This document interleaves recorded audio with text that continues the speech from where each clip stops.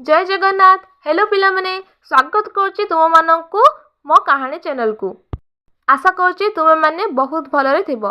तेबे पिला माने मु तुम मानक पई आज आउ गोटे सुंदर कहानीटे नहीं आसीची। तेबे आजिर आम कहानीर नाम होउची समुद्र मंथन। तेबे चलो सुनिबा आजिर आम कहानी। पौराणिक कथा अनुसार दुर्वासा ऋषि अभिशाप देवराज इंद्र स्वर्गलोकरू माँ लक्ष्मी अदृश्य हो गले।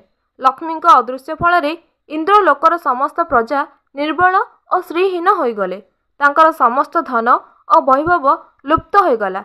जेतेबेले एही सूचना राक्षस माने जानिबाकु पाइले सेमाने स्वर्गलोक उपरे आक्रमण करदेले एवं स्वर्गलोक को हराई राक्षस माने स्वर्गलोक को निज नियंत्रण को आनीदेले। एहापरे देवराज इंद्र निराश और हताश होई देवगुरु बृहस्पति और अन्य प्रजामानंक सह ब्रह्मांक निकटरे उपस्थित हेले एवं कहिले, हे ब्रह्मदेव आमर रक्षा करंतु। राक्षस मानक कबलरू स्वर्गलोकर प्रजा मानंकु रक्षा करंतु।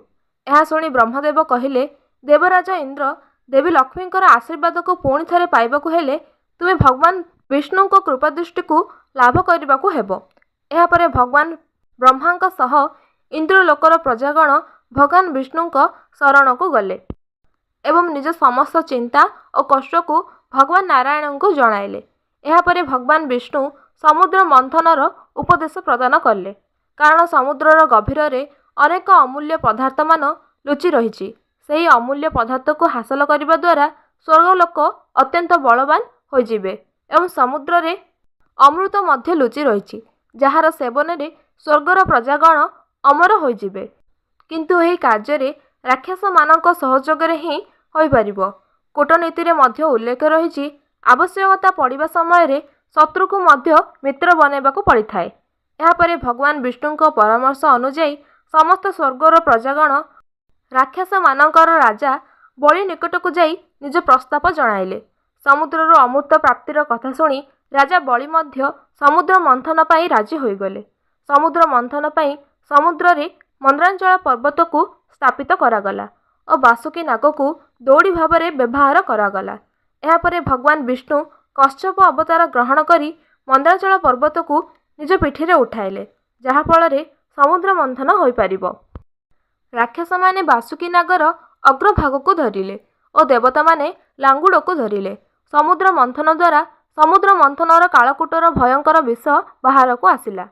भयंकर कालकूटर विष को देखि समस्त देवता और राक्षस माने भयभीत होइगले। एहापरे सर्व राक्षस और देवतागण भगवान शिवଙ୍କ शरण को आसिले। भगवान शिव जहर को पान करी निज कंठ पाखरे ही अटकाई रखिले, जहाँफल भगवान शिवଙ୍କ कंठ नीलवर्ण होइगला। एही कारणरू महादेव को नीलकंठ बोली मध्य कहुए। पुणी थरे समुद्र मंथन हेबा फल कामधेनु गाई प्रकट हेले। कामधेनु गाई को ऋषि माने ग्रहण कले। पुणी सागर मंथनरू उच्चेश्वर घोड़ार प्रकट हला। राक्षस माने एई घोड़ा को नहीं गले। एहापर ऐरावत हाथीर प्रकट हला। देवराज इंद्र एहाको ग्रहण कले। एहापर कौस्तुकमणि प्रकट हला। एहाको भगवान विष्णु ग्रहण कले। पुणी सागर मंथन द्वारा देवी लक्ष्मी प्रकट हेले। देवी लक्ष्मी भगवान विष्णु को स्वयं वरण करिले। अंतरे धनंतरी देव अमृतर कलश धरी प्रकट हेले। अमृत देखि राक्षस माने एही कलशटी को धनंतरी देवଙ୍କ ठारू छड़ाई आनिले और निज निज मध्यरे कलह करबाकू लागिले। एहार उपाय खोजिबा पई भगवान ब्रह्मदेव विष्णुଙ୍କ शरण को आसी एहार समाधानर मार्ग बाहर करबा पई प्रार्थना कले। भगवान विष्णु देवता मानक सहाय्य पई मोहिनी रूप धारण कले।